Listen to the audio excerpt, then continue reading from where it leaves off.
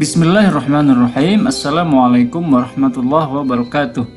Selamat datang teman-teman di channel ini. Kali ini kita akan melanjutkan pembahasan kita tentang Daulah Utsmaniyah. Yang akan kita bahas kali ini ialah tentang Sultan Salim II dan isu tentang minum khamr dan akhir kehidupannya yang tidak biasa. Sebelum kami lanjutkan, kami memohon kepada para penonton untuk menekan tombol like, subscribe bagi yang belum, tinggalkan komentar di kolom komentar, dan jangan lupa untuk membagikan video ini kepada teman-teman Anda, agar informasi ini bisa bermanfaat bagi lebih banyak orang. Mari kita mulai. Ketika Pangeran Salim ditugaskan sebagai penguasa di Manisa, sangat disayangkan Pangeran Salim, yang kelak dikenal sebagai Sultan Salim II, tidak lurus perilakunya sebagaimana para Sultan Daulah Utsmaniyah sebelumnya. Hal ini bisa jadi karena kondisi yang ada di sekelilingnya yang mempengaruhi dirinya. Dapat kita katakan bahwa Sultan Salim II adalah sultan yang menjadi penanda awal mulai melemahnya Daulah Utsmaniyah. Dirinya juga menjadi penanda berakhirnya era sultan-sultan kuat Daulah Utsmaniyah.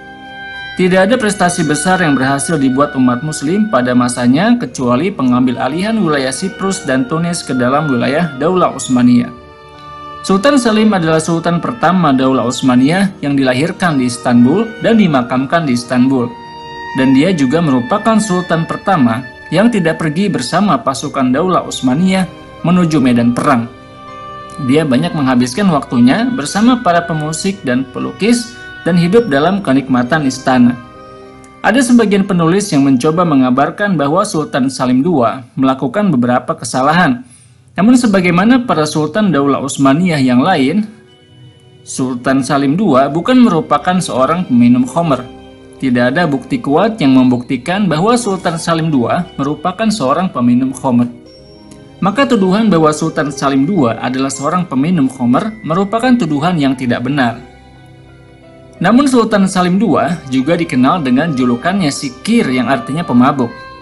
Mengenai hal ini, penyebabnya ialah karena Sultan Salim II membuka kembali izin impor minuman keras dari luar Daulah Utsmaniyah untuk dikonsumsi oleh warga non-muslim yang tinggal di wilayah Daulah Utsmaniyah. Padahal sebelumnya di masa Sultan Sulaiman Al-Qanuni, impor minuman keras dilarang sama sekali. Sultan Salim II juga mengizinkan orang-orang non-muslim untuk membuka bar-bar minuman keras di wilayah Daulah Utsmaniyah. Tetapi perlu kita ingat sekali lagi bahwa bar-bar tersebut digunakan hanya oleh orang-orang non-muslim. Ayahnya Sultan Sulaiman Al-Qanuni telah melarang bar-bar minuman keras tersebut dibuka karena diketahui bahwa sebagian pemuda muslim juga masuk bar-bar tersebut dengan menyamar sebagai orang-orang non-muslim. Keputusan Sultan Salim yang membuka kembali bar-bar minuman keras akhirnya membuat masyarakat Daulah Utsmaniyah mengaitkan dirinya dengan keputusan-keputusannya yang kontroversial tentang minuman keras dan bar-bar tersebut. Untuk memberikan gambaran yang lebih objektif tentang Sultan Salim II, kita pun harus menampilkan kesaksian tentang kepribadian Sultan Salim II, agar kita tidak mengurangi hak Sultan Salim II dan agar kita dapat semampu kita menampilkan biografi Sultan Salim dengan jujur tanpa dibagus-baguskan, dilebih-lebihkan, atau dipalsukan. Seorang sejarawan Romawi yang juga merupakan pemusik, Dmitri Katmir, yang tentu saja merupakan musuh Daulah Utsmaniyah, Dmitri menjelaskan bahwa Sultan Salim juga menghabiskan waktu bersama para ulama sebagaimana sultan-sultan sebelumnya. Sultan Salim II juga selalu menjaga sholat 5 waktunya dengan disiplin. Ada yang menganggap bahwa Sultan Salim II senang menyendiri untuk menghabiskan waktunya dalam kenikmatan. Namun sesungguhnya Sultan Salim II menyendiri untuk i'tikaf dan ibadah. Dan Sultan Salim II dianggap sebagai orang yang sangat religius. Masa kekuasaan Sultan Salim II ditandai dengan munculnya kesultanan para ratu. Istri Sultan Salim II, Ratu Nurbanu, sedikit demi sedikit memperluas pengaruhnya di dalam pemerintahan dan di dalam istana Topkapi. Ratu Nurbanu memainkan peran yang sangat penting dalam mengarahkan kebijakan luar negeri Daulah Utsmaniyah. Pengaruhnya melebihi wanita manapun yang ada di Harem Lake pada masanya. Sultan Salim II juga menyerahkan urusan pemerintahan kepada Perdana Menterinya atau Sodrul A'zam Muhammad Basha Sokolu. Muhammad Basha Sokolu bekerja sama dengan Ratu Nurbanu dalam mengatur pemerintahan Daulah Utsmaniyah untuk mengisi kekosongan yang ditinggalkan oleh Sultan Salim II yang tidak terlalu mengurus urusan-urusan pemerintahan. Daulah Utsmaniyah beruntung karena memiliki Perdana Menteri yang kuat dan kompeten seperti Muhammad Basha Sokolu. Dia berhasil menjaga wibawa dan stabilitas Daulah Utsmaniyah dan membuat Daulah Utsmaniyah tetap sebagai salah satu negara terkuat di dunia pada masanya. Meskipun Daulah Utsmaniyah saat itu tidak memiliki sultan yang kuat.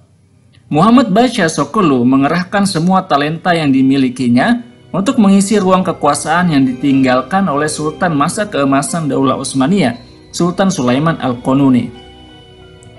Muhammad Basha Sokolu dianggap berhasil menjalankan tugasnya sebagai pelaksana urusan pemerintahan pada masanya. Kontribusinya membuat umat muslim meraih kemenangan di berbagai pertempuran penting.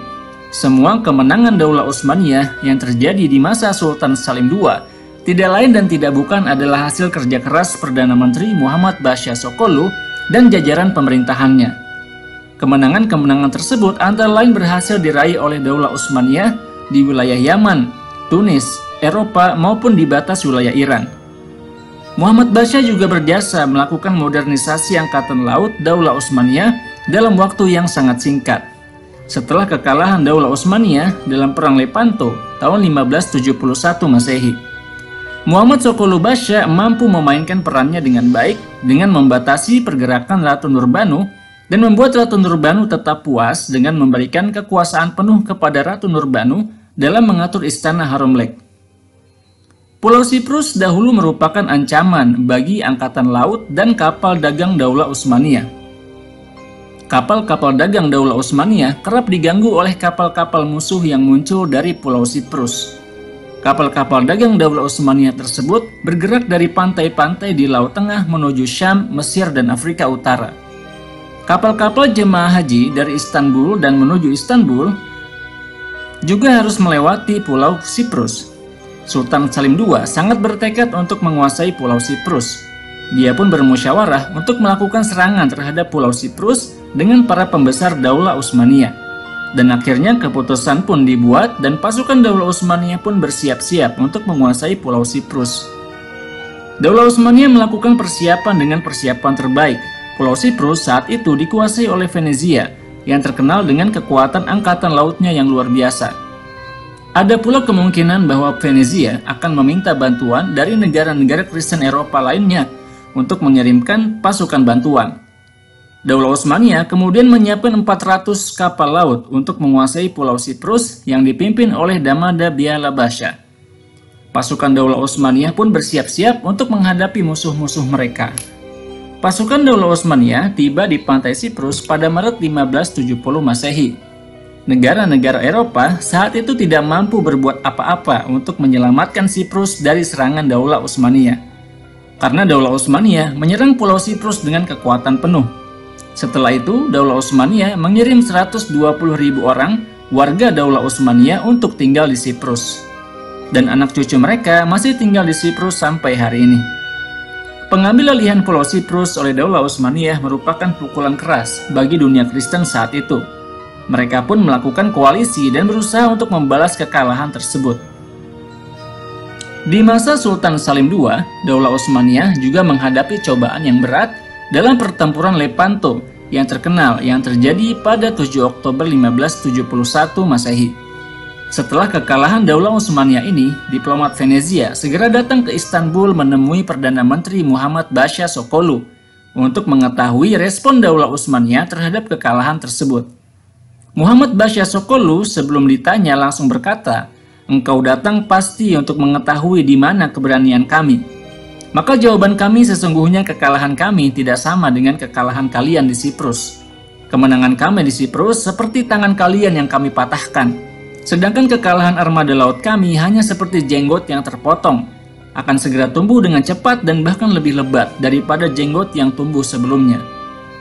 Kata-kata Sodul Azam Muhammad Sokolu Basha langsung dilanjutkan dengan usaha dari Sodul Azam dengan niat kuat dari Sultan Salim II untuk membangun kembali angkatan laut Daulah Utsmaniyah. Sultan Salim II mengeluarkan harta pribadinya untuk membangun kembali angkatan laut Turki Utsmani. Sebagian taman istana juga dialihfungsikan menjadi tempat pembuatan kapal-kapal laut untuk mempercepat pembuatan kapal-kapal perang baru. Angkatan laut yang baru ini nantinya berhasil mengembalikan wibawanya di sepanjang Laut Tengah. Pada 12 Desember 1574 Masehi, Sultan Salim II wafat di usia 50 tahun. Dia berkuasa selama 8 tahun 5 bulan. Dia memiliki 6 orang putra. Mereka adalah Murad, Muhammad, Sulaiman, Mustafa, Jahangir, dan Abdullah. Dan dia juga memiliki 3 orang putri. Sedangkan penyebab kematiannya ada yang menuliskan bahwa kematiannya disebabkan oleh konsumsi alkohol yang berlebihan. Namun para sejarawan muslim menuliskan bahwa Sultan Salim II wafat karena jatuh di kamar mandi. Dia jatuh dengan keras sehingga dia sakit beberapa hari setelahnya dan akhirnya wafat setelah sakit tersebut. Dia pun digantikan oleh putranya Murad III. Di akhir video ini kami menampilkan beberapa referensi yang dapat ditelusuri lebih jauh mengenai informasi yang ada di dalam video ini. Tarikh Daulah Utsmaniyah Al-Majhulah. Tarikh Daulah Utsmaniyah karya Yilmaz Ustuna. Terima kasih sudah menonton video ini sampai habis. Jangan lupa untuk menekan tombol like, subscribe bagi yang belum, tinggalkan komentar di kolom komentar, dan jangan lupa untuk membagikan video ini kepada teman-teman Anda, agar informasi ini bisa bermanfaat bagi lebih banyak orang. Sampai ketemu lagi di video selanjutnya insya Allah. Saya Muhammad Isdian Muttaqin. Wassalamualaikum warahmatullahi wabarakatuh.